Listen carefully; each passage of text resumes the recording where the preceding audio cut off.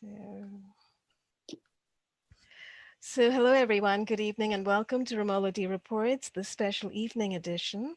I'm here this evening with a whole group of people. We are doing a roundtable podcast again this evening, welcoming Michael Large back to our fold. He's finally out of the hospital. So, I'm here with Crystal Shen, who is on the previous broadcast as well, a couple weeks ago, I think, or maybe it was a week ago. I'm here with Kim S., who is a or has been a registered nurse. She has practiced as a registered nurse, so she's very familiar with hospital procedures and so forth, and especially with the 302 hold, which we have spoken about. I'm here with Eric Jones, Courtroom Watch, who has been keeping a close eye on his case and has been leading all of the actions, asking people to participate in contacting the hospital and putting forward information, good information about Michael Large in order to get him out of there. And we're here also with Michael Large. So I'm very happy to welcome everyone to the show this evening. Thanks for being on here. And, feel free. I guess, first of all, we should say, Michael, we're so happy that you are back. And, we're anxious, I think, all of us, to hear the story of how eventually you got out, what transpired, and some of your concerns as you stayed there over 2 weeks. And I know Eric has a lot of questions and comments as well to make. And I know that as Crystal and Kim do as well. So I would just recommend that everybody just, jump in. Michael, if you wanted to start off and tell us when exactly you got out of the hospital and how, they came and gave you the news and all that, that would be great. Okay, well, I got out of the hospital this past Wednesday, approximately noontime. My sister picked me up, and that's it. Anything more? Yeah, well, let me just interject here. We've been saying hospital, hospital. Michael was in the hospital against his will in a psychiatric ward at the hospital as if it were a prison. So basically, Michael just got out of a psychiatric jail. I think we need to clear that up because he wasn't in the hospital for an injury and he wasn't in just any old regular hospital. He was locked up in the psych ward in the padded room, so to speak. And I just wanted to clear that up. Oh, yeah, thank you. Thank you, Eric. Thank you for bringing us to that very, very important factor and point to keep before us, because certainly I guess I was sort of presuming that people watching this show are familiar with Michael's case, but those who aren't, yes, this is something we should actually stress, because this is the subject of our conversation, really, isn't it? This whole wrongful 302 hold that the police are springing on people, taking people into the hospital against their will on an involuntary commit, and then holding them there. So Michael, in your case in particular, you had a very interesting time because you were held there for quite a long time, right? Yes. I went in January 13th, approximately noontime. What happened was I was exercising and I was surrounded by police, approximately a dozen of them. They were banging on my door and calling me on the phone. I didn't answer. I blocked the police because I had no idea what they wanted and didn't care. Well, a couple minutes later, or maybe, I don't know, half an hour, I heard a window break and I was exercising. I looked up, there was about a dozen police in my apartment, and they didn't really tell me much. My dog was there. Next thing you know, they had a pair of handcuffs. They handcuffed me, and they took me out to a patrol wagon. It was an SUV, black and white, by Upper Moreland Police Department. And they scrunched me in the back seat. They didn't tell me anything. Another officer walked up to the officer that was driving and said, "I need a copy of the 302. Well, unbeknownst to me, I had no idea what a 302 was. Mm-hmm. So I pleaded with the guy. I said, please. He said he was taking me to Abington Jefferson Hospital. I said, I don't want to go there. I don't have private insurance. I can't, pay for this stuff. Well, he said, too bad that this is what we do. Did you tell them you were So, a veteran and I think you mentioned, did you tell them that you needed to go to the veterans insurance? I mean, did they explain why they were taking you to a hospital at all? no, I just heard 302. I never, I don't know what a 302 was. He said, you're not being charged with anything. I said, thank God. But Well, we're why? taking it. Huh? Isn't it extremely strange that, the police can sort of march into your apartment and pretty much arrest you, put handcuffs on you and put you in their car, but not tell you what exactly is going on? Sure. Now, my guess is, I don't know. I'm just guessing. I don't even want to guess. But I'm guessing they had a warrant. For little old Michael Large, the big high crimes in Upper Moreland Township, PA. Now, see, here's the thing. They didn't have a warrant, or else they would have produced it. A warrant comes with a criminal charge and an order signed by a judge. And oftentimes they're unlawful warrants that are signed by the judge's clerk, like the Stephen Dean case in Utah.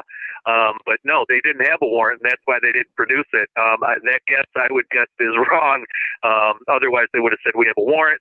But see, what goes along with the warrant is a criminal accusation or a criminal charge, as they like to put it.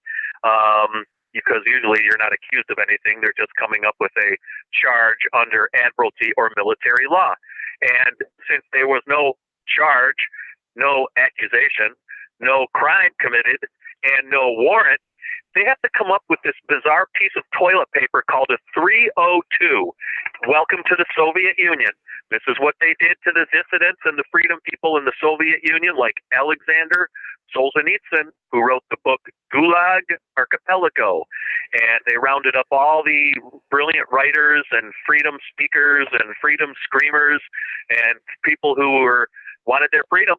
And they arbitrarily came up with a piece of paper issued by, could be anybody, an FBI agent, someone that works for the Department of Homeland Security.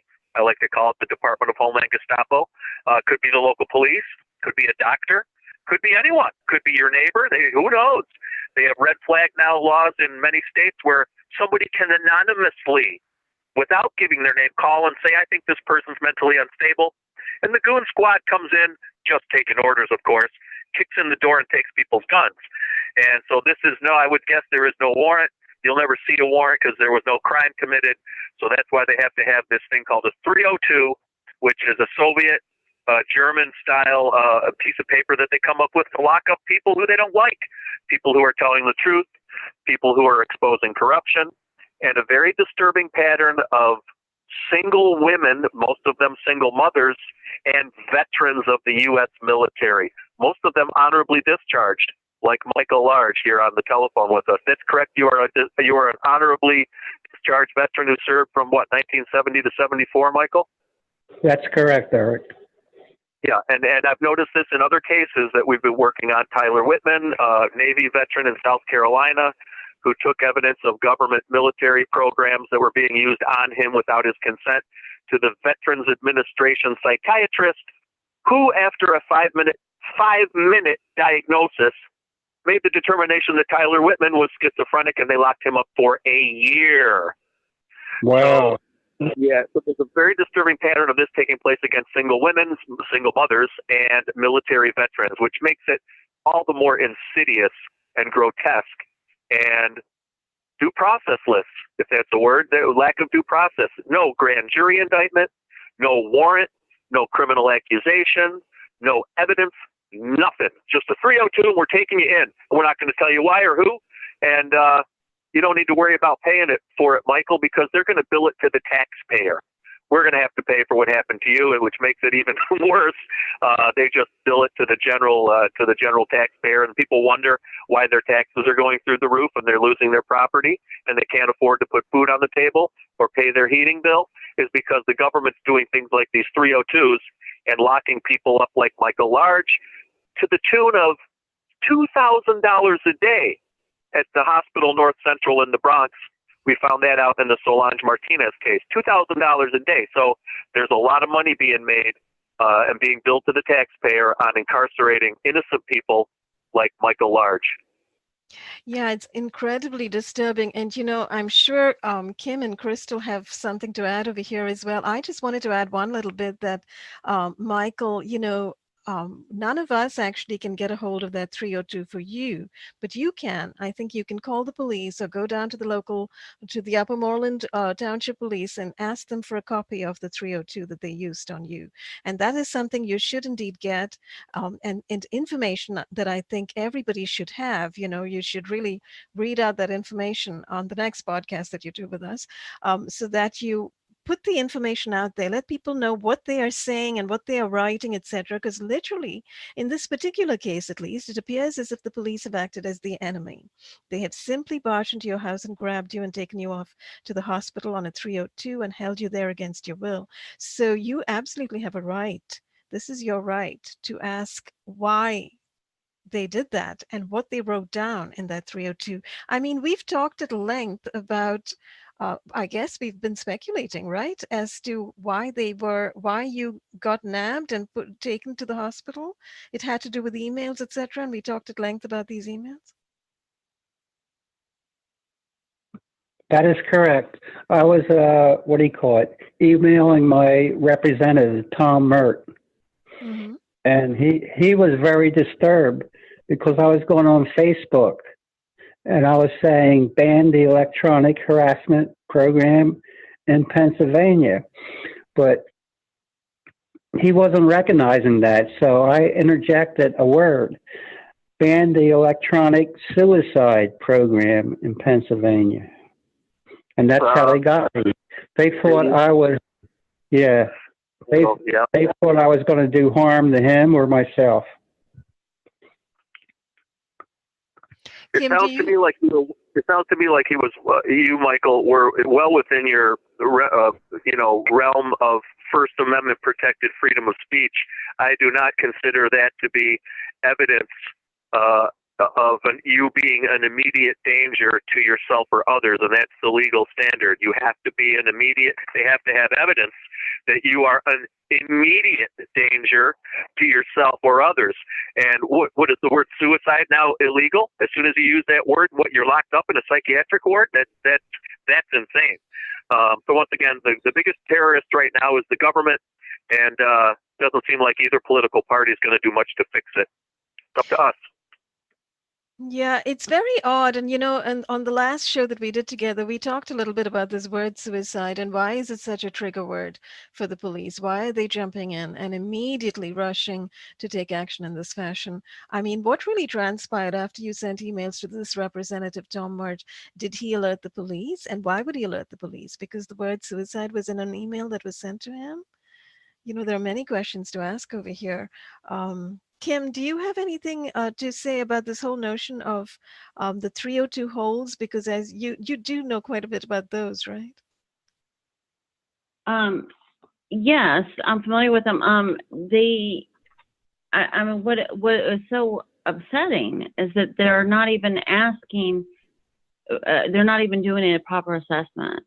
So in other words, he used the S word, and then, it's almost as if they were wanting to take him in, and they were looking for anything they could possibly use to take him in. And then, of course, you're supposed to do a proper assessment on the person to ask them if they're having thoughts of harming themselves or others, and and talk to them. And I'm sure, I'm fairly certain, Michael, you said you weren't having those thoughts, right?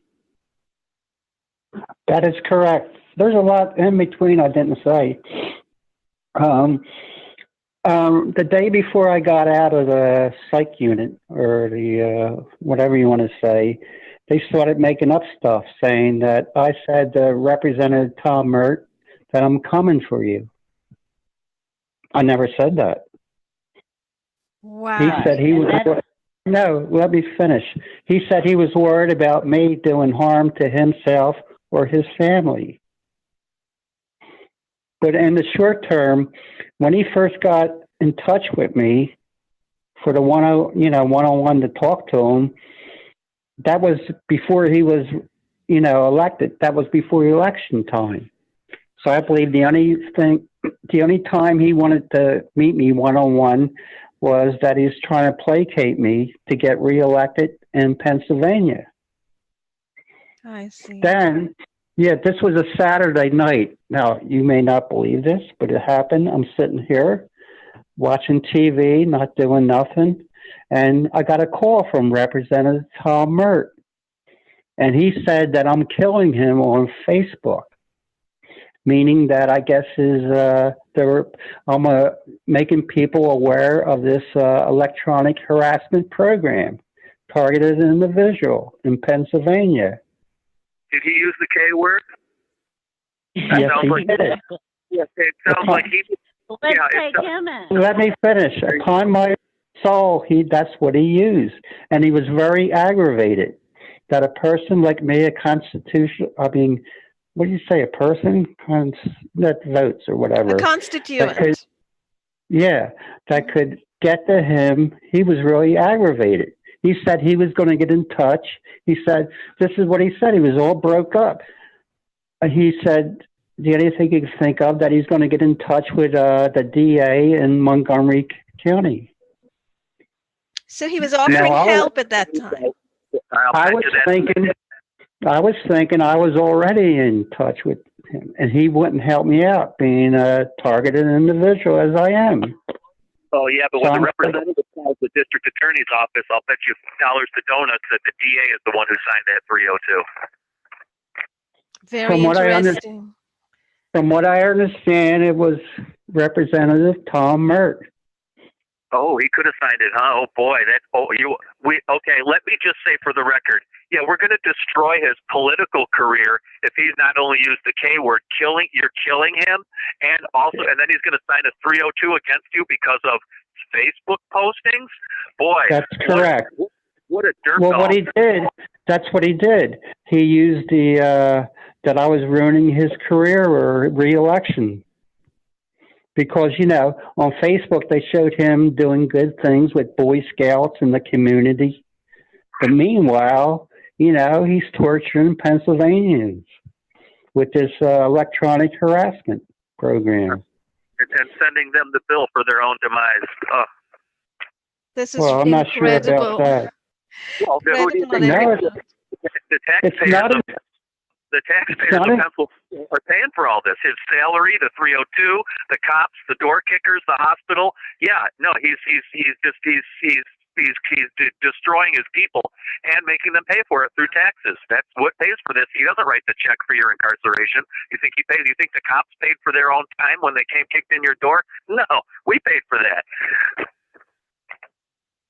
Yeah, there's something so insidious about this program. The fact that, I've spoken about this before, the Department of Defense and the Department of Justice made a plan. Janet Reno signed this, John Dutch signed this in 1994. They made a plan to share technology. And the technology that they are mentioning in this memo of understanding, they just use terms like advanced technologies that are going to be used for operations other than war and law enforcement as well. But looking at the history of the connections between the DoD and the DOJ, you understand that what they're talking about are classified non-lethal weapons. And you looking further into those connections, you begin to see that the U.S. was also working with Russia at the time to do tech transfer of psychocorrective technologies. And what these are nothing but neurotechnologies that that the Russians have been developing for decades, and that also the U.S. military has been developing very quietly, and also the CIA has been working on very quietly. But there was open discussion of this in the 90s, in the early to mid 90s. So this technology has now entered the criminal justice system. It's entered the military as well, and it's being used. But the fact that it's being used by the criminal justice system, by the DOJ, by the FBI, by law enforcement, on the streets in each of our states, that fact is being kept very quiet. Some info is coming out. They use through wall surveillance radar, things like that. That info you can find. And you hear about the X-ray vans and the gamma ray vans on the streets of New York. The NYPD was using them, etc. But for the most part, they're keeping it very secret. Now, this is like totalitarianism. It's like the Gulag Archipelago. It's all of that you mentioned earlier, Eric, because as soon as you have secret weapons being used in a populace, then you know you're not living in a democracy. It's not a free republic over here. I'm glad you use that word republic right in conjunction with democracy, because in a democracy you can have mob rule. 51% of the government thieves can vote to steal everything from the other 49% of the producing people like you and me. All it takes is the government to get 51 or 50.5% of the people working for the government or a private contractor with the government or on the government dole, and you basically got your just all you need is a little more than half, because in a democracy, it's strictly the numbers rule. So if you got 50.001% of the people against 49.009% of the people, guess who's going to lose? The 49%ers are going to lose, and we're at the point now where this is happening. Now the Russian connection it can be exemplified in the fact that two very powerful Soviet slash East German tyrants were brought over by the Department of Homeland Security. Yes. Marcus Wolf, Marcus Wolf. from the East German Stasi. He was the director of the East German secret police, which hired Nazis right out of the Third Reich after World War II to fill their ranks. And Yevgeny Primakov, top advisor to the Department of Homeland Security right after 9/11, and the Patriot Act was passed, and everybody was on this, terrorism kick. They brought over the chief Russian, the chief Soviet, Yevgeny Primakov, who was the director of the Soviet KGB, and he assisted, who was the first director? Was it Chernov or Napolitano, in establishing the Tom Ridge, the Department of Homeland Gestapo, and all the programs like the NDAA, which is the National Defense Authorization Act, to quote unquote legalize everything that they're doing to Michael Large, who's on the phone with us tonight. We're so glad to have him out. Let's not forget that the NDAA, the National Defense Authorization Act, is nothing, and the Patriot Act were nothing more than an extension and a modernization of the Strom-Thurmond National Defense Act of 1961, which was codified under U.S. Chapter 10, the title Chapter 10 of the U.S. Code. I think it's 2853, which says the government is allowed, quote unquote, allowed in their mind, of course, morally not, but they think it's now legalized because they passed a piece of toilet paper with 500 people in Congress that says they can experiment, use as guinea pigs, American people, American citizens, for whatever they want to do, whether it's a military weapons test, a biological weapons test, a psychological operation, whatever they want to do, they can do it to Americans. Now, they can't get away with doing it to foreigners, the French or the South Africans or the Russians or the Chinese, because that would be considered an act of war. But they can pass a piece of toilet paper, call it a statute, call it law, and get away with whatever they want to do to us. And of course, the witches' court signs on to all of it. We don't have any remedy or recourse. Even up to the Supreme Court is probably the worst of it all. So back to you, Romola. Well, I was just going to say, I think Crystal should jump in at this point, because last time we were talking, Crystal, you were talking about all the other laws, including the NDAA, right? And also the 5240.1, is it? The Military Experimentation Directive? And I think it's, yeah, was that, what I was citing was Chapter 10, Section 2853, which did Heidi have something else to offer on? There's a slew of them. There's several different statutes and codes that have been passed at the federal level that legally enable, and I hate to use these words because it's not right what they're doing, and it's not morally right. It's not lawful under the Constitution, but legally they think that they can do whatever they want if they get enough attorneys in Congress to pass it. Don't forget, almost everybody who holds office, whether it's congressional, state legislature, county legislature, your mayor, it's usually an attorney or an ex-military person. And I'm not disparaging the military, but the military has both good and bad people in it. And they seem to find the bad ones to occupy elected office if they can't find an attorney to do it. That's why the two-party system is so dangerous. Yes, absolutely. So, and it's the bad ones are the ones at the top who actually establish these kinds of horrific satanic regulations, permitting themselves, self-permitting, is the right word for it, as you said, Yeah. self-permitting themselves to experiment on, large bodies of different groups of people, anybody they like, any demographic that they like. And it certainly seems to me, I mean, this is astonishing, isn't it? The military does not protect its own.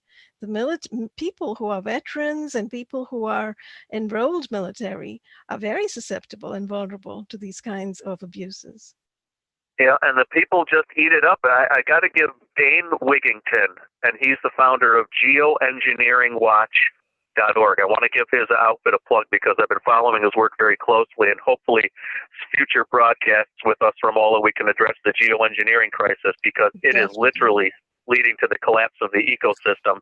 It's causing global warming due to what they're climate engineering, and it's not SUVs or cows expelling gas or human activity. It's human activity by the military in what's called solar radiation management, stratospheric aerosol geoengineering, and ice nucleation for weather modification.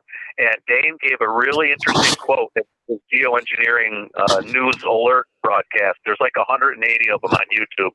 People can go look it up, and I suggest they do. They're phenomenal information. He lays out just proof, chapter and verse, of the climate engineering disaster that we're experiencing. And Dane gave it a quote from H.L. Mencken, and hopefully I won't butcher it. I'm going to take it slow, but it said basically the men that people admire most extravagantly are the ones who lie to them, and the men and women that people detest most violently are the ones who tell them the truth.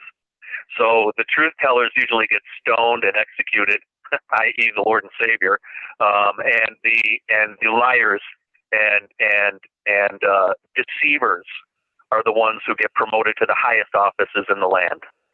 Absolutely. The deceivers, right? And the ones, then they'd never stop telling lies such that they begin to convert whole masses of people into believing them. Yeah, well, we're talking about this, since we use the word deceiver and the word mass, I highly recommend that people go online and witness the St. Peter's Basilica. That's the church at the Vatican in Rome.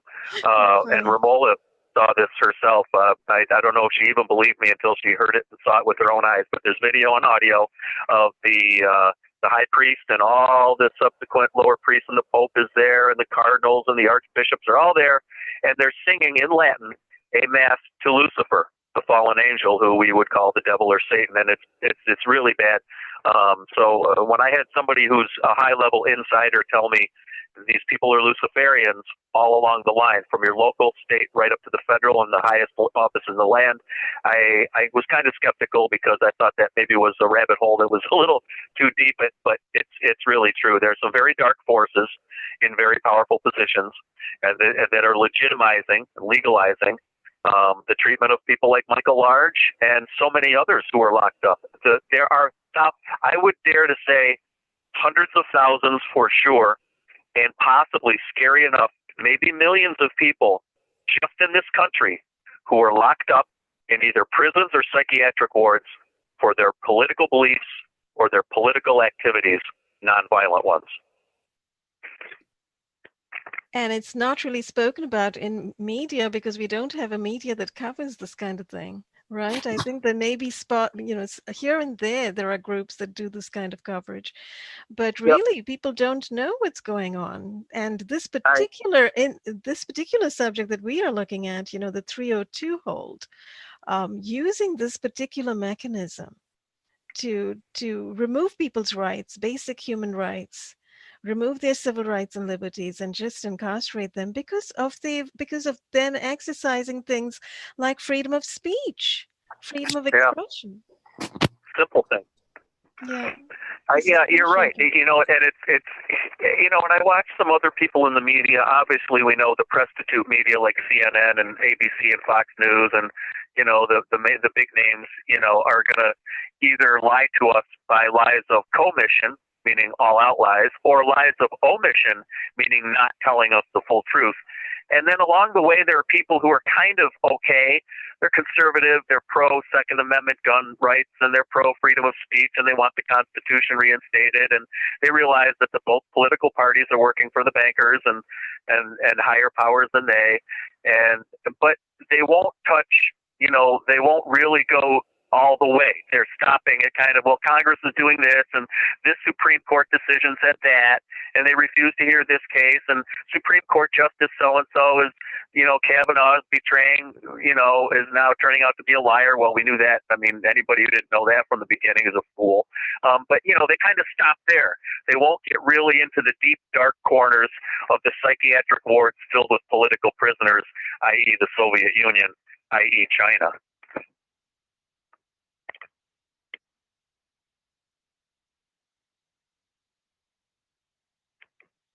You might be on mute, Romola.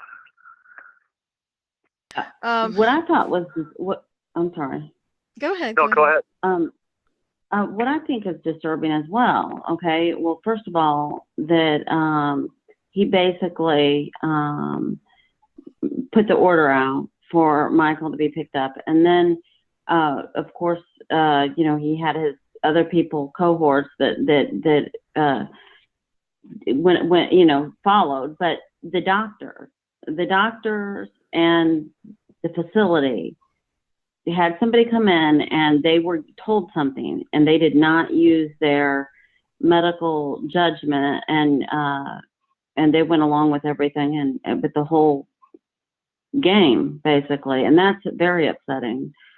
Yeah, you touched on that before. I wanted to jump in before when you were talking about it. Where was the psychiatric evaluation before they kicked in his door, broke his window, terrorized him and his dog, handcuffed him, crammed him, stuffed him into the back of the SUV, took him to the psychiatrist? I mean, couldn't there be a little, where was the psychiatric evaluation before that? There had to be some evidence. You don't just go pick up somebody because they used a word that you don't like, or because. And it goes back to this. There's a very interesting word being bandied about the legal establishment. In other words, the judges, the district attorneys, the police are all using this word, and you'll hear it if you look for it. If you put your ear out for it, you'll hear it, see it. They're using the word risk. There's so-and-so is at risk for this. This group of the population is at risk for that behavior. Such and such is at risk for this, at risk for that. And they're employing the word risk as if it were a fact, as if it were a charge, as if it were a criminal act or an accusation, and saying, well, there's a risk out there. There's a potentiality. There's a possibility. As Dane Wigington said, that there maybe, possibly, could be something that happens, and they're using that as if it were evidence of to take action. Excuse me. Yeah. Can I interject something? Please. When I was in the psycho ward, I seen some paperwork. It labeled me as being psychotic, schizophrenic, and then any possible words you can imagine. Uh-huh.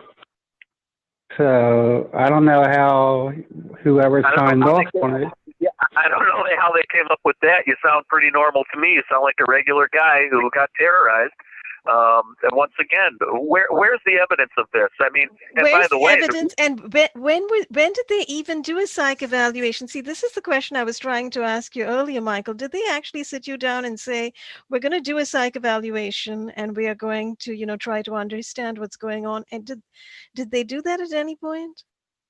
No, I was scared to death to tell them my symptoms of being a TI. I thought maybe they could, keep me longer. So I just said I was an advocate for the electronic harassment program. Perfect play. But Perfect. Yeah, that was great. Listen to this. This is really funny. They were going to transfer me to a state hospital, which I understand they do electronic shock and all that stuff. Norristown Mental Hospital. Actually, the first medieval. The first week they kept me under the premise because I had high blood pressure. Well, they came to take me to the state hospital, but I had high blood pressure. So they took me out of the ambulance and took me back to my room. They said, I was a medical, I don't know what. They couldn't evaluate. Yeah. Once again, you're at I risk. didn't I'd have high blood pressure too if I was just yanked out of my home by the goon squad on something called a 302 and locked up in a room with no privileges to use the phone. They didn't even give you a HIPAA form. You had trouble getting a Bible, et cetera, et cetera. And by the way, even with a psychiatric evaluation, that's still somebody's opinion. That can be extremely flawed. It could be prejudicial.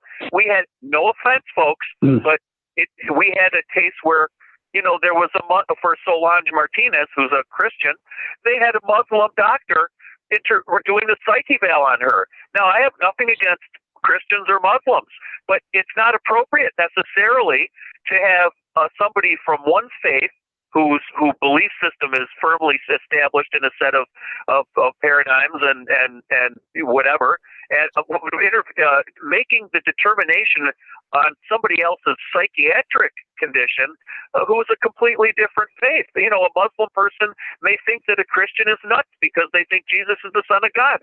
A Christian may think a Muslim person is nuts because they believe in Muhammad, who was having sex with a little girl when she was 9. I mean, there's cases to be made that, so it's not, once again, it's opinion, and that's why many psychiatrists are not allowed to testify in court. Once again, kind of like this with the Supreme Witches Court, they only issue opinions. The Supreme Court opinions, the psychiatrist opinion. They're trying to get out of evidence, which they would have to have something that showed you committed a crime, and get into, hey, someone's opinion. Well, this person's a professional psychobabbler, so their opinion now holds water in court and can destroy someone's life. That should scare everybody. Yes, absolutely. I sent around an article a little bit earlier today. It's a Police One article, and it's very interesting. I don't know if anyone had a chance to look at it, but it's from the Force Science Institute, which apparently is like a legal kind of association that deals with police affairs. And they were basically writing up information for the police on how to deal with calls regarding suicide. Now, this is not about 302 holds. It's not about involuntary commits. It's about suicide calls. If a member of the family calls and says, somebody is suicidal, and then the police rush in supposedly to help, how they behave and what they do, etc. So, as we know in Michael's case, on a 302 hold, because the word suicide was mentioned in an email to a state representative, the police were called in by somebody, and they charged in and they engaged in an act of violence and dragged him off.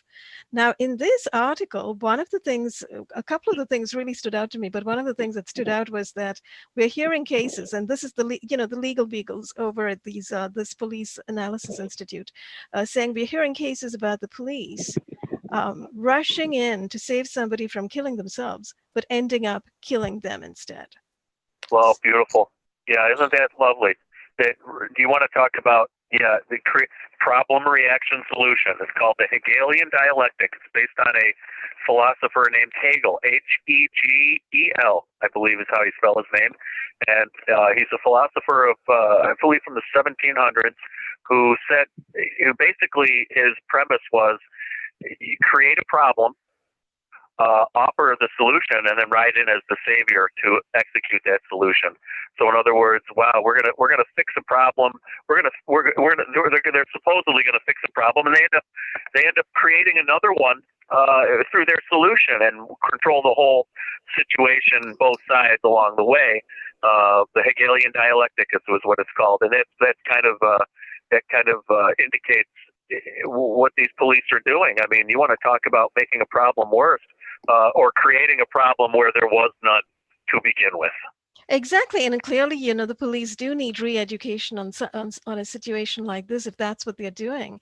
And it goes back to that issue of risk that you talked about, because this issue of risk, I think, in the criminal justice system is a big, big word. It's a trigger word for them, and they use it constantly. Even in this article, finally, there is number 4 in this little article. Let me just read this because this is so interesting.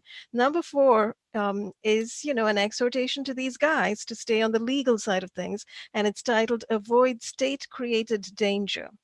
Throughout a suicidal subject call, officers should remain aware of three questions this author recommends. Who is at risk? Who is causing that risk? What is necessary to eliminate or reduce that risk? And to protect yourself legally, he says, you don't want to bring risk to the person in crisis unless that person is bringing risk to another person or the police. And you want Correct. And look what's happening. The person at risk is the person who the police are coming after. It's the whole thing is kind of upside down. Read that list again, Romola. What were the qualifications? The three things. Now, remember that this is not what the police are really doing. This is what this guy is recommending that the police do. Ask these questions. Who is at risk? Who is causing that risk? What is necessary to eliminate or reduce that risk? And okay, so I would submit the homeowner is at risk. The police are causing the risk. And what was the third one? What is necessary to eliminate or reduce that risk? Okay, take the courts back to common law, and no victim, no crime. Period. It's that simple. That's what our Constitution is based on. And our Constitution, the federal Constitution, or the national Constitution, the country's Constitution, the real organic Constitution, it uses the word common law in it. And under common law, if there's no victim, there's no crime. Forget all these statutory violations like your shoes were the wrong color, or your hair's not short enough, or you didn't obey the judge's order to come into court on this day, or you didn't drive, at this speed instead of that speed, even though you're not hurting anybody or causing any immediate danger. You were driving 47 and a 35, and so now, somebody else might be at risk. Once again, the police are writing in report. I got this from a retired parole officer. Where on the report it says victim, and the police is filling out a report for somebody who got arrested, and it says victim, they write in the victim blank right next to it, society. Society is the victim. Society can't be a victim. So the police are actually, this guy who used to work for the state parole agency told me, he said, I had a real problem with that. He said, the police are writing society in the blank next to where it says victim. You're supposed to write the person's name in there who was victimized by the act. But guess what? The system can't incarcerate people and make a whole bunch of money if they have to have a victim for every crime. You'd find out that, guess what? All of a sudden there really is no crime out there. If you take the premise that if there's no victim, no crime, then you're going to find crime goes down to almost zero, because once again, who was victimized by the gentleman who lived in the next town over from me, trying to avoid a deer at night and running into a guardrail? The police showed up ex post facto and said, well, you could have been drinking. We're going to automatically suspend your license for 2 weeks on the spot. Right there, they took his license. He wasn't drunk. They didn't have any evidence he was drinking. He refused to take the blood test. And they said, well, you're going to refuse to take the blood test? We're going to, because he doesn't want a needle being stuck in his arm. I don't blame him. He wasn't drunk. He wasn't impaired. He wasn't speeding. He wasn't driving recklessly. The deer jumped out in the road, which they're all over the place up here. He runs into the guardrail trying to avoid the deer. His bumper gets hung up on the guardrail, so he couldn't leave. And the insurance company had no problem with it. They said, no problem, we'll cover it and pay for the guardrail. So the county was covered. It wasn't going to cost them any money. The taxpayer wasn't victimized. The guardrail wasn't a victim. The deer wasn't a victim. He missed the deer. The trooper who showed up ex post facto after the fact, he wasn't a victim. What did this guy do to the troop? Nobody was victimized. But yet they took his license on the spot, dragged him through the court, charged him thousands of dollars to drag him through the witches' court here in Allegheny County, New York. It was grotesque. You have to ask, is this all about money?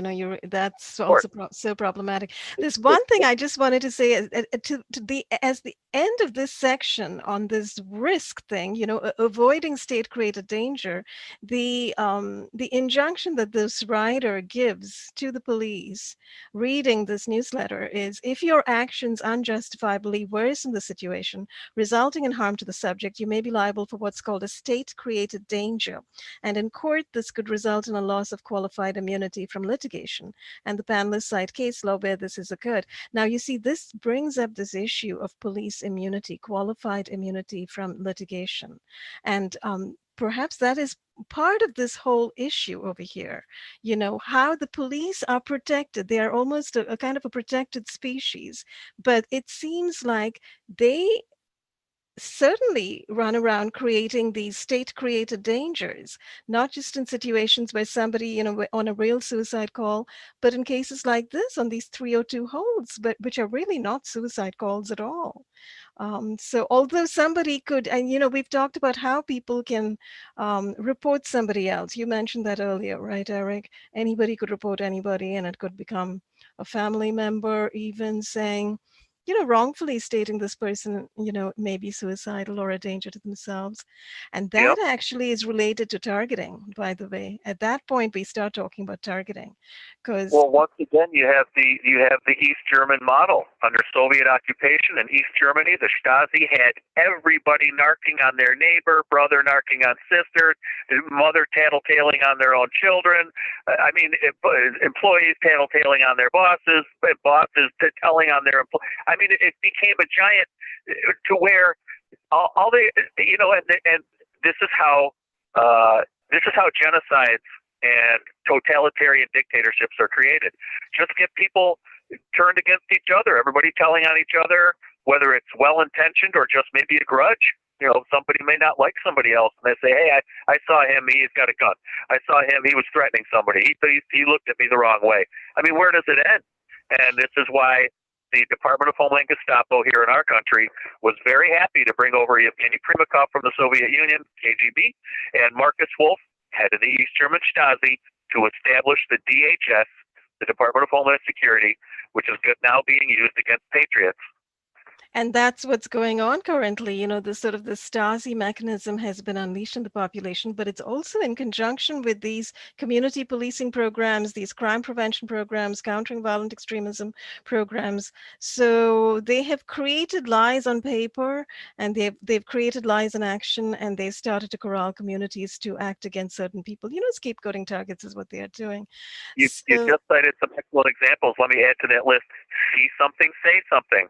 Janet Napolitano, the Department of Homeland Gestapo director, on a big screen in Walmart, as if it was Orwell's 1984, saying, if you see something, say something. We might all be at risk if you don't tattletale on something. If you see something, say something. See something, say something. All right, let's use it against them. From now on, when we see something corrupt that the police are doing, say something. I don't care if it's a traffic ticket. No victim, no crime. We're still under our Constitution and under common law. No matter what the Congress says, nothing's been repealed. We still have our. This is another point I'd like to make. We can never have our rights taken. They can only be violated. Don't ever let somebody tell you, "Hey, we're losing our rights, man. We're losing our rights. We're losing." You're not losing anything. As long as you're drawing air through your lungs, as long as you're breathing and you're alive, you have your rights. It's a matter of who is violating them and how they're doing it. So the onus and exercising them. Exercise your rights. Correct. Absolutely. And part of that exercise of rights is what people did to help free Michael Larch. He could have got 20-something days in that psychiatric hospital or longer. He was out in 5. And Solange Martinez, who we assisted in the Bronx, very similar situation, patriotic Christian woman, got locked up on a psychiatric hold, bogusly diagnosed as schizophrenic, forcibly medicated, a 60-year incarceration petition. We got her out in 3 weeks. Anna Taylor was told by the doctor when she exposed the court corruption in Connecticut, and they arrested her the next day at the courthouse, took her to the psychiatric institution, perfectly normal woman, and she was told she was going to be locked up. The doctor said, Anna, we're going to sign you in for life.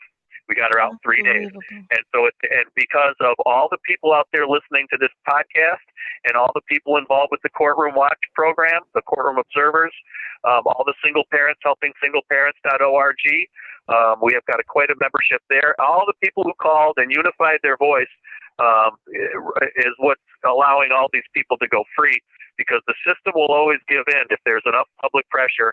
It's just a matter of time. But there has to be a unified voice. There has to be the phone calls, the pressure. And the pressure has to be put where it needs to be, not only on the chief of police, who are the executioners, but not only on the judge, who is usually on the side of the district attorney in the system. They're usually not looking for justice; they're looking for money. And of course, and I always bring up the Archbishop because he's the big cheese behind all of these different governmental entities. The Archbishop has more power than people like to think, and people can poo-poo the idea and roll their eyes and say all they want. But I'm telling you right now, we're bad. We're at about 9.5 out of 10 success rate, and that's unheard of. And it's not because of me, or it's because of all of us putting the pressure on the Archbishop, putting the pressure where it really needs to be. So that was a big factor in this case and many others. Show me another group that's got 9.5 out of 10 success rate for getting people out of the psychiatric ward or out of prison. Very few. So don't tell me, the Archbishop has nothing to do with it, or what are you talking about that for? Trust me, I've done, and I'm gonna take 2 minutes here, Romola, and back up my case with some facts, and then I'll turn it back over to you. But Okay. I walked, and I had to see for myself if the Vicar General, who is basically the Vatican tax collector under the Archbishop, look it up online. Every city has a Vicar General and an Archbishop. And so I figured I'd go into the courts and see what was going on. And there it was. For example, I'll use this one because it was crystal clear. Federal Disability Claims Court. A gentleman who I know personally, 6 years. He had 17 documented disabilities from Strong Memorial Hospital. It took him 6 years. He hired 2 different attorneys to help him get his disability settlement. After 6 years of going through the court, the judge finally granted his settlement. This is a Federal Disability Claims Court judge in upstate New York. Granted the settlement and immediately turned the money over to Catholic Family Center as what's called the payee. Even though this guy was perfectly well, he was physically disabled. He wasn't incapable of taking care of his own money. But what did the court do? It didn't give him the money. It said, "We're going to grant you your settlement, sir, but we're going to turn the money over to the Vicar General and the Archbishop, one of their agencies, Catholic Family Center, and they're going to dole it out to you as they see fit." Don't tell me the Archbishop and the Vicar General don't have power when they can get the Federal Disability Claims Court to turn somebody's Social Security settlement over to them immediately upon adjudication. Want me to give you another one? How about the woman who called me? Amazing. That's I absolutely blew my mind, astonishing. and proof is in the pudding. I had another woman call me and say, "They're taking my child. I got to go into court today." And I said, "Well, you should have called me a little sooner." And she said, "I didn't have enough. I don't know. She didn't have enough toilet paper in the house, and CPS, took the kids." It turned out the head of the CPS in that county was married to the chief of police, so she'd bring the case to her husband, and then they take it into court under Judge George Bartlett III, Freemason. And guess what? Guess who he gave took the children from the mother, and guess who he gave the children to for quote examination? Catholic Charities. The largest pedophile network in the world gets children to quote unquote examine the children, and that doesn't make you sick to your stomach. Nothing will. Guess who runs Catholic Charities? Like Catholic Family Center, the Vicar General and the Archbishop. Hello. So don't give me this garbage. They don't have any power of the courts. And I'm not yelling at anybody on this panel. I'm yelling at people out there who have gotten a little grief from, who kind of say, no, it's not that. We need to go talk to the Archbishop for it. We need to just go to the hospital and get them to let him out. That don't work for Jack Dookie. You got to go to the big cheese. Everything comes from the top down.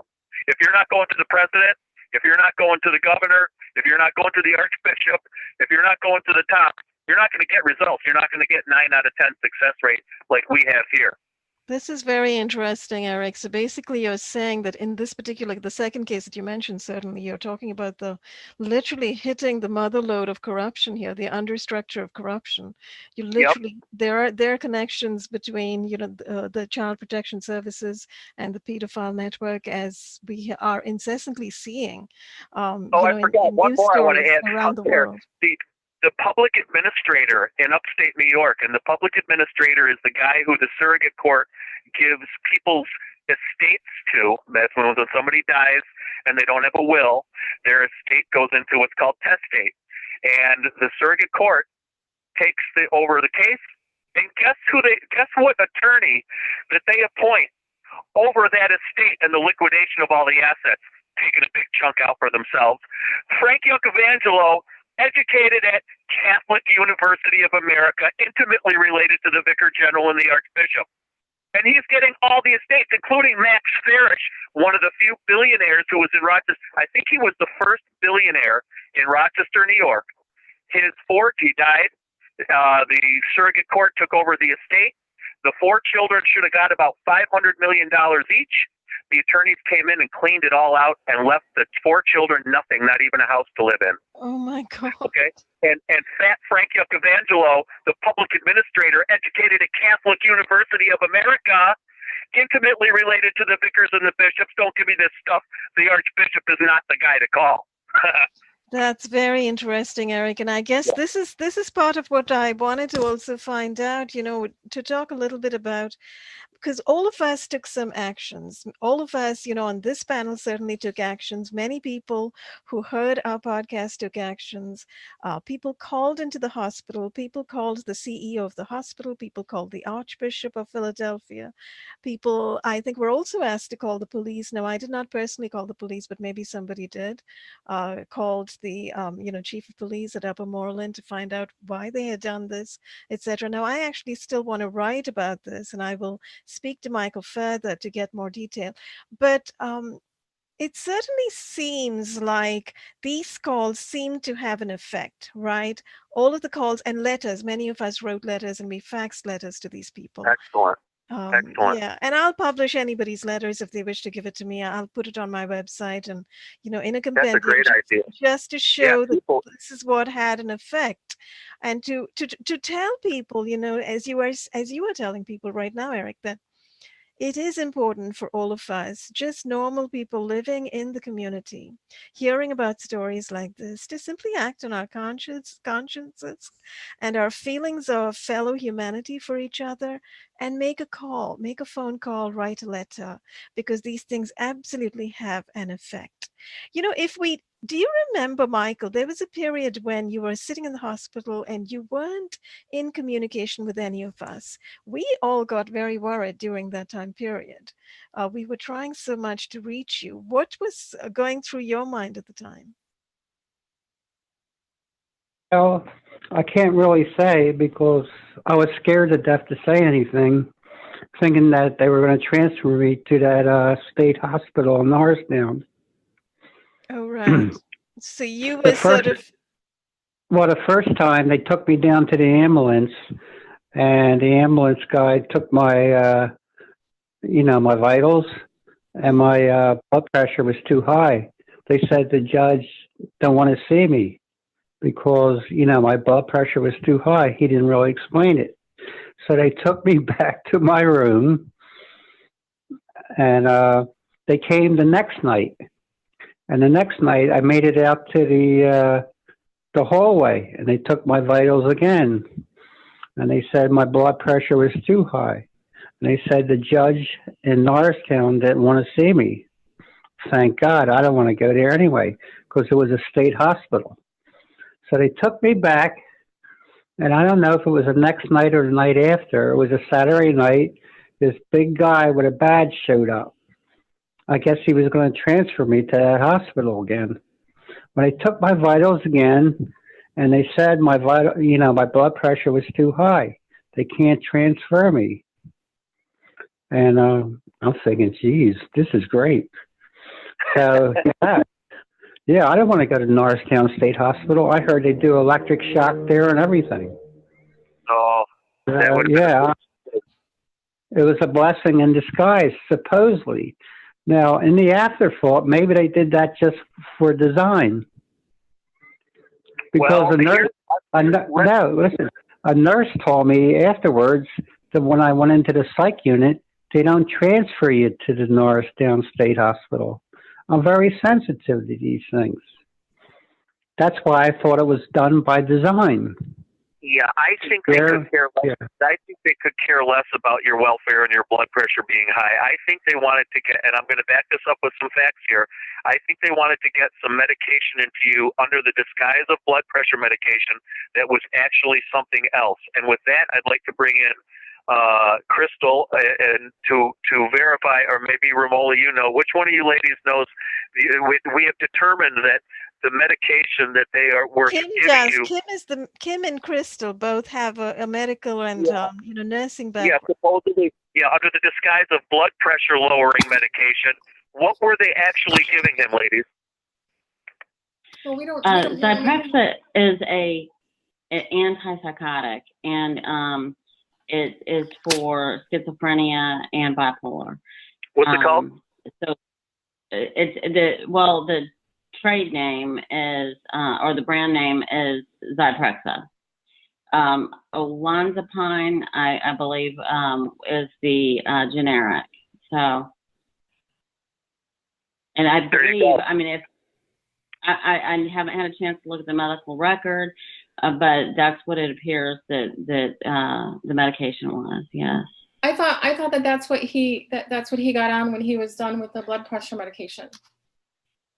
Right. That's what we're saying. They claimed to be giving him a blood pressure medication, which turned out to be actually, in reality, an antipsychotic medication. And antipsychotic medications don't do your mind any good. They can bring on bouts of suicide, actual, real, true suicidal thoughts. Is that not true? Wait, excuse me. Did you say that it turned out? Is this verified fact that they were not giving him clonidine and instead they were giving him Zyprexa? Because I was under the understanding that he was on the clonidine until they, said that they lowered it, and then they started the 302 clock, and then he was on the Zyprexa. Do you know what it was, Michael? Do you remember all these drugs? Well, yes, I do, but I was sort of confused about all these drugs. Yeah. They had, I told them I didn't want olanzapine because I was on it before and I got a side effect. Yeah, you told me they were going to try to change Xanax to olanzapine, right? Or was it Zyprexa to olanzapine? What was that? Yeah, Xanax is a benzodine. They didn't want me to have that. Benzodiazepine. Yes. The benzodiazepine. Yeah, I told them I didn't want olanzapine, but like 3 nights later, they said I've been given olanzapine. It really mixed me up, everybody. But right, so there you go. They were sneaking in medication other than blood pressure medication. So there it is.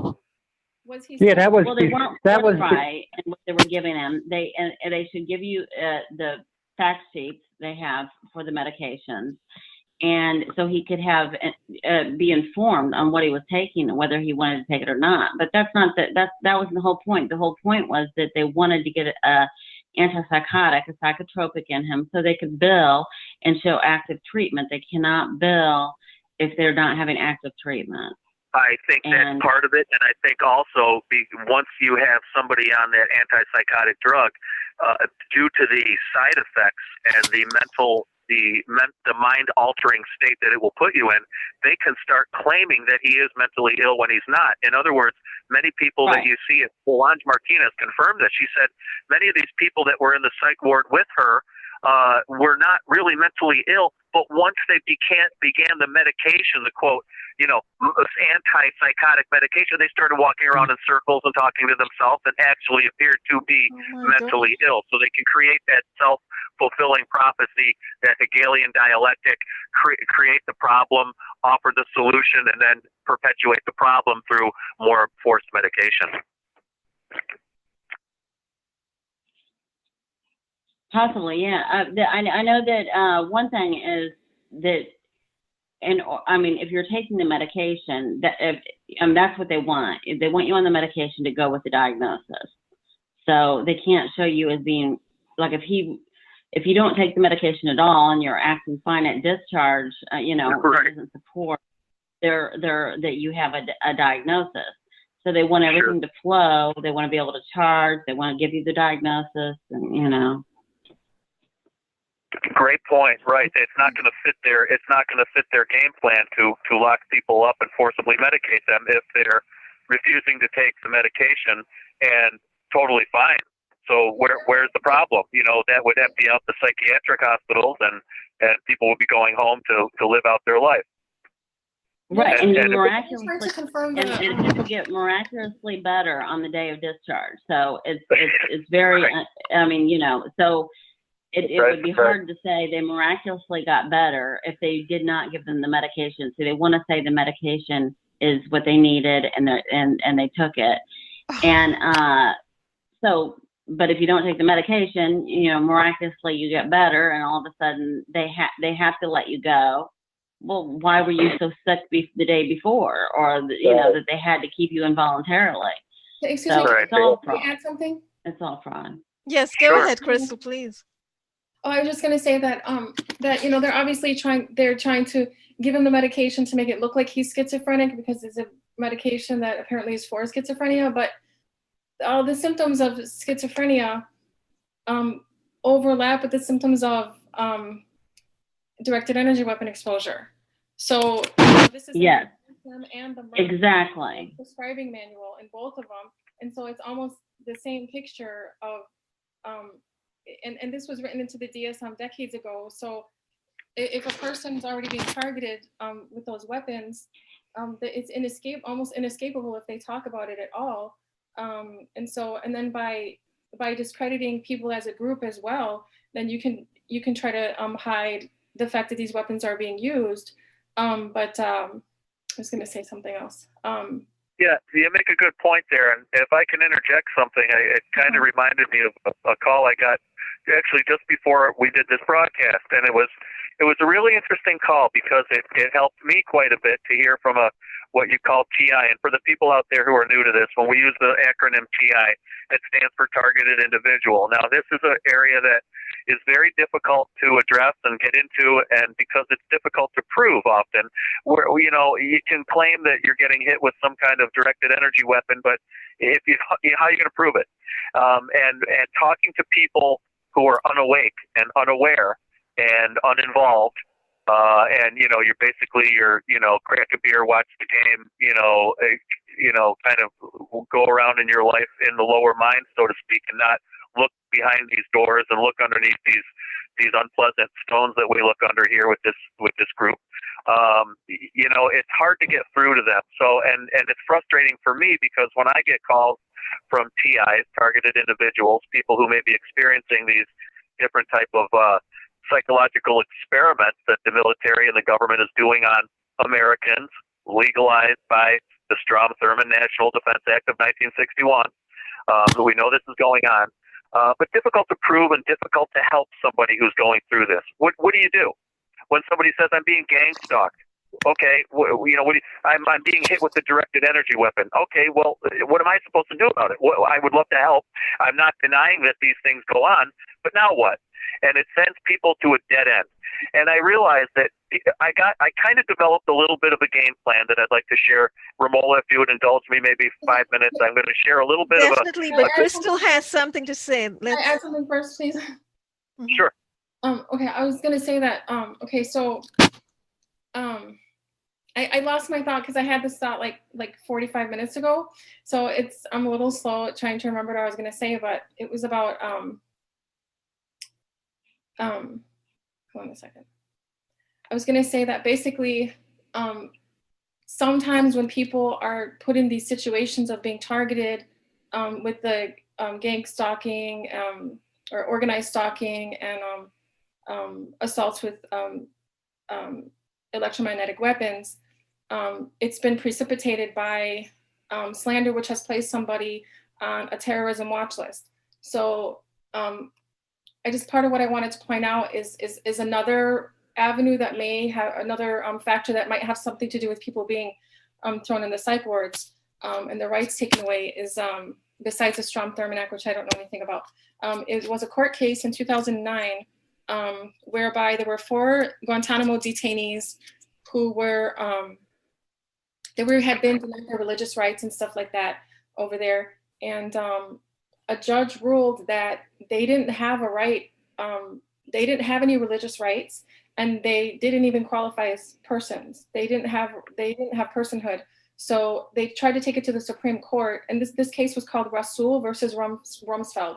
They tried to take it to the Supreme Court, but they refused. The Obama administration supposedly put pressure on them not to hear the case. So the other ruling stood, and so now, but what the judge said was, if you're a suspected terrorist you can expect to be tortured.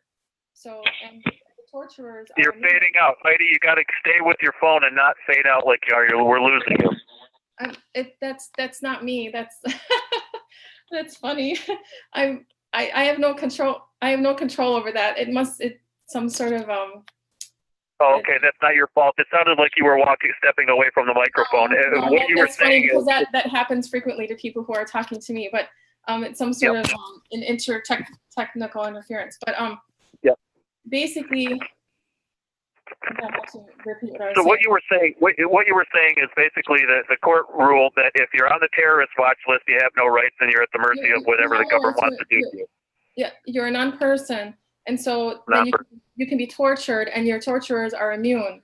Okay, well let me expand upon that and clarify that a little bit. That what the judge is not telling you is that it really has nothing to do with being on the terrorist watch list. He used that as a cover story. He doesn't want you to know that since 1933, when FDR, Franklin Delano Roosevelt, declared the country in a state of emergency from the Great Depression, the country was broke. All the creditors from the Federal Reserve bankers were cashing in. They collateralized every person in this country and every piece of property in this country to the private bankers to cover the debt that from the stock market crash and the bankruptcy of the economy. And in that emergency of 33, so to speak, that's kind of what it's called, the emergency of 33 declared everyone in the country for future generations as well as, quote, enemies of the state. So what that judge was saying, well, if you're on the terrorist watch list, you're a non-person, and we can do whatever we want to you. That applies to everybody in the country, right up to this day. So it led me to my frustration as a woman called me earlier tonight. She said, I'm a TI. They're following me from state to state, and this and that. I was kind of frustrated. I said, I was trying to think kind of on the fly as what do we do to this? So here's what I told her, and I'll kind of just share it. I'm just kind of thinking out loud here because, I'm just trying to offer a solution to the TIs who are kind of frustrated because they're being persecuted, experimented on, hit with certain type of, weapons, if you want to call them that, or technologies that can affect your physical body and your state of mind. So my first thing was to videotape everything. Your camera is your best friend. If you think somebody's following you, get a picture. Let me give you a little brief example of that. A woman in Kentucky who I've been working with lately, real tough woman. She's a fighter. She spent the night on the courthouse stairs for a couple of nights protesting the county taking her child. And she stood up to the sheriff. She stood up to the judge. Even her attorney is standing up to the judge. We found a good, decent attorney. And she caught a van following her. A white van. She pulled a U-turn. She chased the van down in her car. She got a picture of the side of the van, and it said Smart Pros. And when I went online and Googled Smart Pros, it turns out this is an outfit, a security outfit that hires military and police people. It's a private entity. It's not a government agency. It's a private corporation. They do surveillance. They do databasing. They do consultations.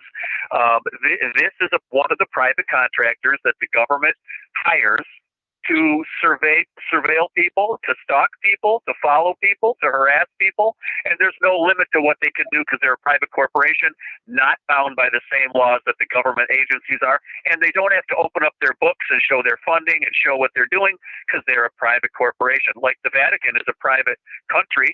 And they don't have to show you their banking structure and how they own all the major corporations and the insurance companies and all the big blocks of stock along with the royal families of Europe. They don't have to show you that because they're private entities. The bankers of the Federal Reserve are private people. They remain anonymous. It's difficult to get all the way to the top and find out who they are. Smart Pros is a private company that does private gang stalking, private surveillance, private databasing, and then they sell that information to the FBI, the DHS, the CIA. So this is how the privatization of this is this scary thing. And so anyway, they've kind of interjected the word security. You have to type in Smart Security Pros because if you type in Smart Pro now, it comes up as some piece of technology in a car that they use for starting an engine or something like that. So they kind of buried their image.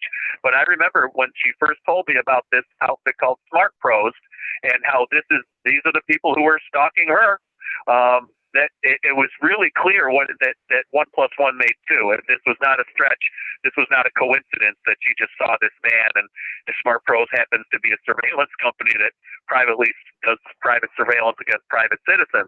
And it had an introductory course and said, "Hi, we at Smart Pro here offer career opportunities to retired police and military personnel to do databasing, surveillance, and security operations for a wide range of governmental and private corporations."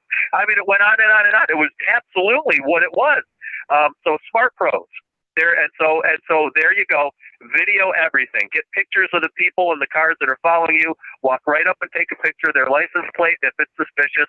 Now, look, if you don't be paranoid and take a picture of every car that happens to be, following you for a couple of blocks. That may be coincidence, but when it becomes clear that it's a pattern, video everything. So that's number one. The camera is your best friend.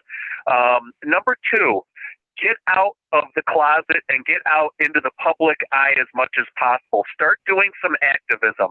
And I recommend picking one or two to start. If you can do more, great. Pick one or two issues that may be your passion or that you may be good at or know something about or that just strikes your fancy. I suggested to this woman, start passing out jury nullification flyers at the county courthouse. That one's a real, and I'll cut right to the reason for this is once you become like a public figure and you start doing activism on a larger scale and you have a friend go with you and start videotaping you doing that activism and you post it on YouTube and you make your own YouTube channel and you start doing a little blog every once in a while and you go down to your county legislature meeting once a month and you request a time slot to speak and you have your friend go with you with the camera and videotape you speaking at the county legislature. I've done it. And then you put that up on the internet and you start, all of a sudden you're out in the public eye. It's a great, it very dramatically diminishes and reduces the amount of stalking, following, surveillance, harassment, targeting. It's a big help. Trust me, I've seen it happen. So get activists, get out in the public, get out in the light. Go down to the park where people walk their dogs on Saturday morning and start passing out flyers, hand out DVDs. The two issues I recommended to this woman are, one is jury nullification, because I know the system is deathly afraid of jury nullification.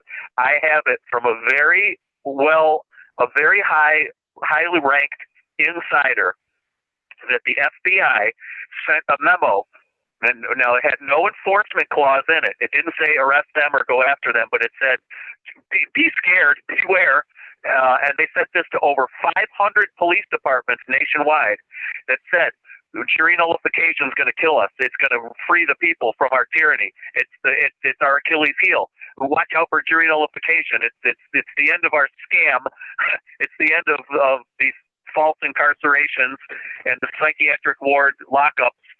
If people start realizing jury nullification. It's what the colonists did in the 1700s to the British. The British would pass a law. You can't have guns. You can't do this. You have to let soldiers sleep in your house. You've got to give your buttons and any piece of your personal property to a British soldier if they want it. They got it. They're the god. You're the slave. And all these people in the 1700s, not guilty, not guilty. Every time a case would come in front of the court, not guilty, not guilty, not guilty, not guilty, not guilty. They had to basically cease and desist passing any more laws because the colonists were hip to the scam and said, that's it. We're just going to find, unless there's clear evidence of somebody committed murder or something, which was very rare and still is, especially if you end the drug war, not guilty, not guilty. And jury nullification had a big part in freeing this country in the establishment of this republic and freeing us from the British rule. And so jury nullification is a big one. The government's deathly scared of jury nullification. They know the implications of jury nullification. And people can just go to courtroomwatch.com, and if you scroll down a ways, you'll see the blog headline, jury nullification flyer, download this, before they block it again. And they blocked it a whole bunch of times. They had to give up because we just kept reposting it. It got blocked when I was on Hagman and Hagman in front of 450,000 listeners. They did 404 error when everybody tried to find. So I had to read the thing over the air, and we just reposted it, and it became even more popular. So they had to kind of give up blocking it. They're definitely afraid of jury nullification. Pick that as your first issue. Download. It's in a PDF file, real easy to download. Make 100 copies. Then call your county courthouse and say, "Hi, what day is jury selection?" And they'll say, "Oh, that's Wednesday at Wednesday mornings at 9 o'clock." "Okay, what time do the doors open?" "Oh, the doors of the courthouse open at 8:30. "Oh, okay. So you get there at 8:15, and right before those doors open, there's going to be 100 people in line. Because even if there's just 2 cases that they're doing jury selection for, you're going to have 45 to 50 people in the jury pool, because some are going to get eliminated for each case. So even if it's a small county with just 2 cases, you're going to have 100 people there standing in line, ready for education. And you just walk down that line before the doors open. Don't block the door. Don't interfere with the court business. Just say, "Hi, here's some information on jury duty.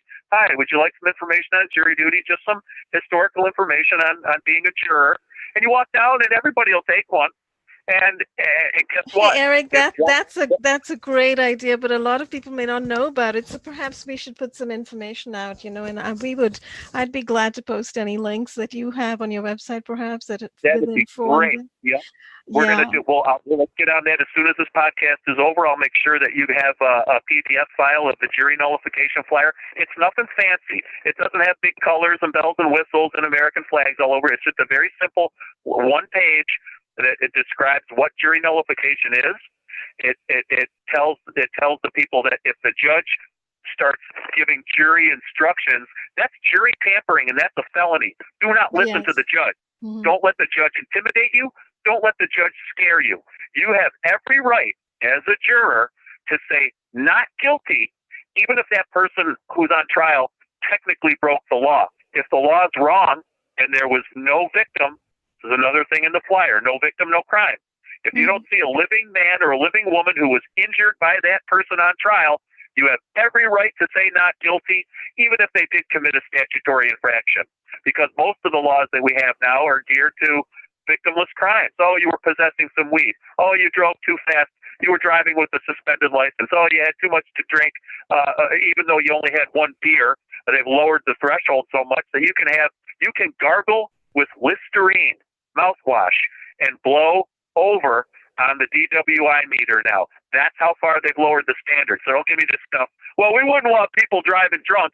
Of course you don't want people driving drunk. But guess what's a bigger problem now than drunk drivers is out-of-control police and out-of-control courts. So no victim, no crime. Yeah, and so jury nullification, download the flyer. It's in a PDF. Make 100 copies. Pass them out everywhere. Put them on the bulletin boards at your grocery store. Put them on the telephone poles.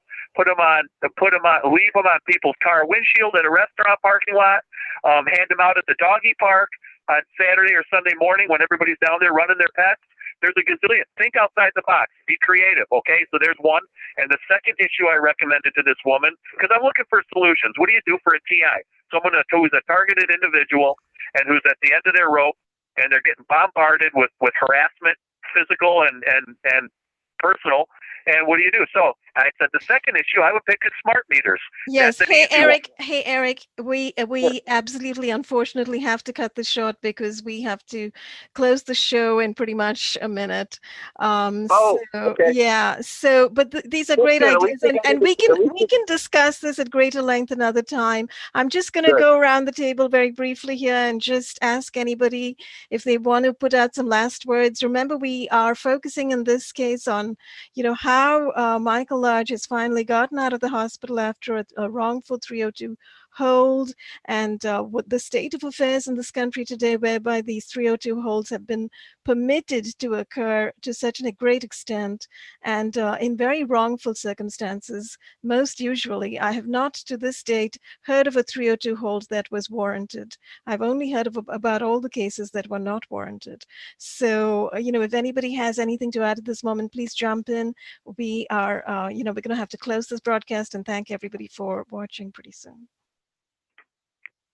Michael? Yes, I have a question. What happens if I get another 302?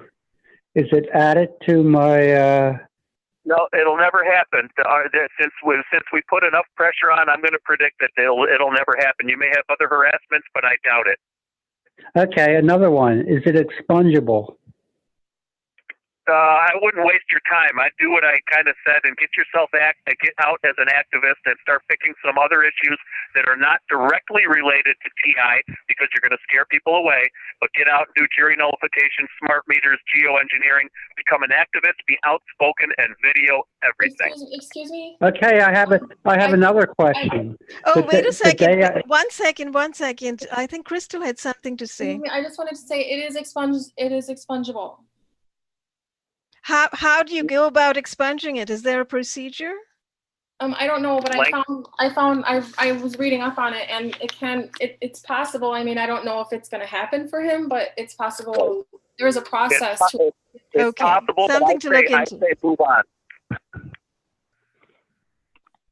Okay, well, it is important to me because the day I got out, I was visited by 2 Upper Moreland Police Department. It was a detective, and I don't know if he was a sergeant, but they said they have a warrant to search my apartment. They asked me if I had a Glock revolver or whatever you say, a magazine. I said no. And I'm wondering, they kept on asking me over and over again. I said, no, I don't. And then they said, do you have any kind of gun in here? I said, yes, I have my father's police revolver. So they said, in that circumstance, you want to file a motion to get your firearm back? Yes, I wouldn't worry about expungement. Worry about getting the gun back. Okay. Well, let me finish. I said, they said if I don't, I said I have it locked up in my closet. So I gave them the keys to my apartment and to my closet where I have my dad's revolver. And they went in there and they took it, and they came back to the hospital and gave my keys back.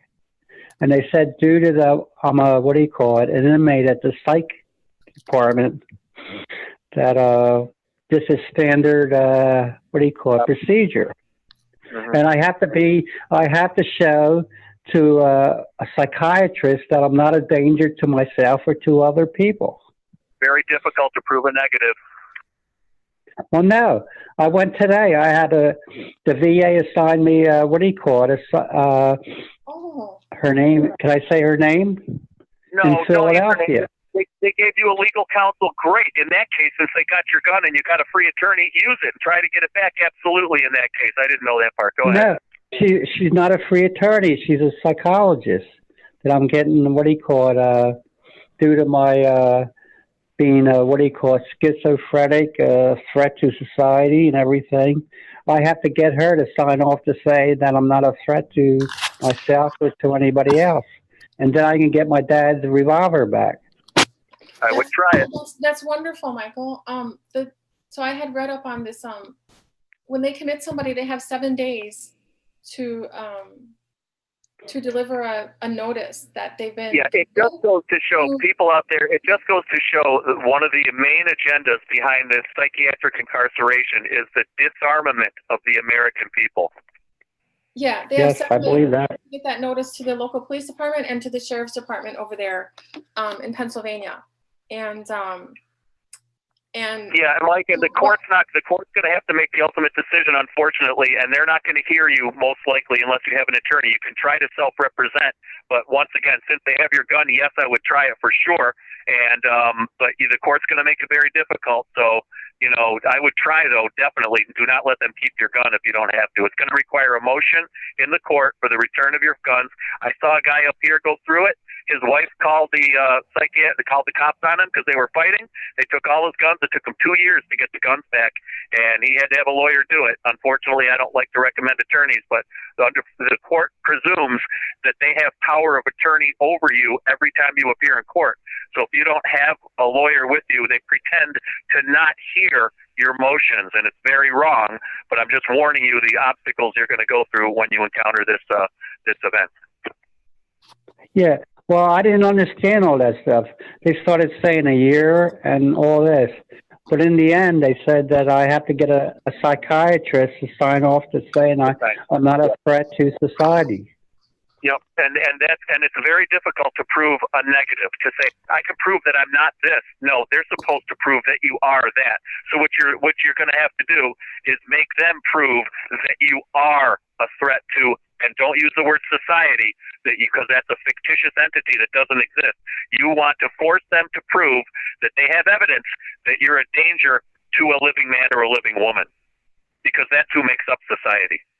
And therefore, this thing that Crystal mentioned might actually be a great idea, the expungibility. You go after the expungibility so that they can't say, look, you had a 302 hold, you were considered a danger, because that's highly questionable. Why did they do the 302 hold in the first place? Expunge, if I'm not mistaken, expunge means remove it from the record. That's not going to necessarily get his guns back. He has to prove a negative, which is he's not a threat, or make them prove a positive, which he is a threat. And that's what that is the burden of proof is on the state to prove you're guilty. The burden of proof should not be on you to prove you're innocent. That's a fundamental precept you want to go in if you're going to file your own motion. But be advised, it's going to take you time to get that gun back. But yeah, knowing that, I would definitely try. And expunging it is something you do at the very end to have the whole thing wiped off the record. And that's usually a little more difficult, but that's the last thing you're going to do. The first thing you're going to do is force them to prove that you're a danger, and otherwise they've got to give you that gun back. Well, the only danger is the police, the FBI. They're a danger to me, so I'm not a danger to anybody. Never was, never will be. Absolutely not. Yep, include that argument in your paperwork. But in the end, I am a danger to Representative Tom Mert of him getting reelected again. No, you're not. No, you're not. I would not say you're a danger to him. I would say you're an asset to the community for exposing his corruption. Don't concede the fact that you're a danger to his career. That's in his opinion. You are an asset to us for exposing him.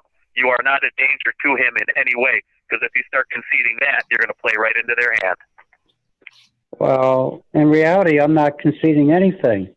I'm just telling you, he called me up. He said, I'm killing him on Facebook. That's his problem, and that's his opinion. By exposing what he is. Right, and that's good. And you can say, well, I'm not killing you, and I'm not hurting you. I'm helping the public by exposing your corruption.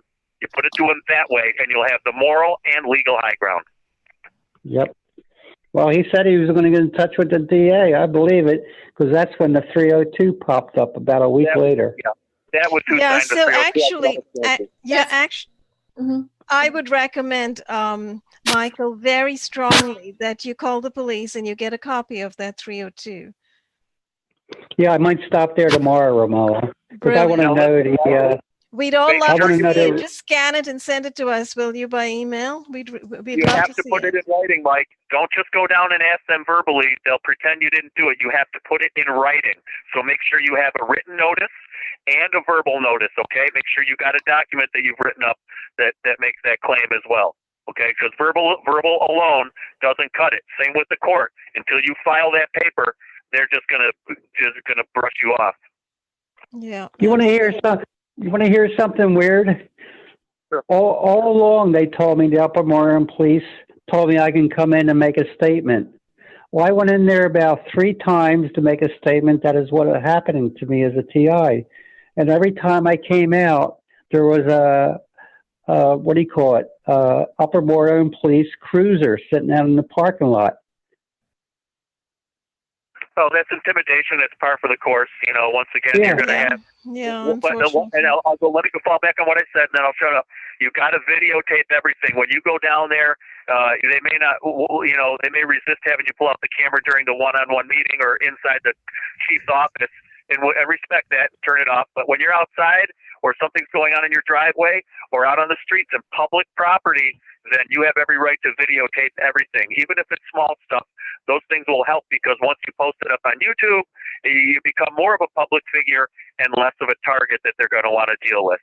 Yes, and also audio everything, audio record or video record. Sure, yeah, audio. Both, yeah. Audio goes with, I was audio and visual, and like I said, pick a couple of issues that aren't directly TI related, like smart meters, geoengineering, and jury nullification, and start being an activist so you can get out into the public and be more interacting with people. You'll make friends. You'll be part of a bigger group. You'll have people on your side.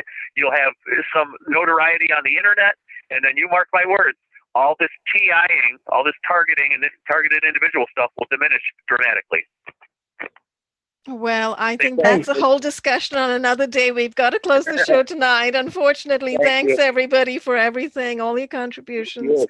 And I'm going to ask the ladies, any last words?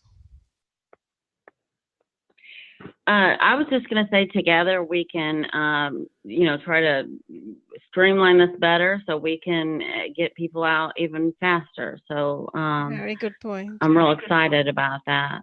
Yes, and I suggest that we stay on an email list, with all of the people who contributed this time and took action and, gave ideas. Let's stay on a list and strategize and make sure we can continue to help anybody in the community who is facing this kind of situation.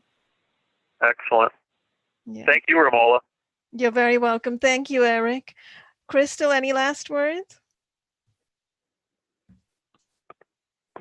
Okay, we'll have to convene another time separately, Crystal. I know there's a lot you wanted to say that unfortunately we couldn't get to this time, but we will get to it eventually. Michael, thank you so much for coming on and sharing so much of your experience in the hospital with us. And we wish you all the best as you move forward and try to expand your record, get your dad's service revolver back, and, et cetera, everything that you are trying to do. And, Eric, thanks so much for joining me and with all of your great ideas and all of your information. Kim, thanks so much for all of the information that you brought to the table. Similarly, Crystal, thank you so much. Everybody who's watching, thanks so much, and we'll see you again very soon. Bye-bye.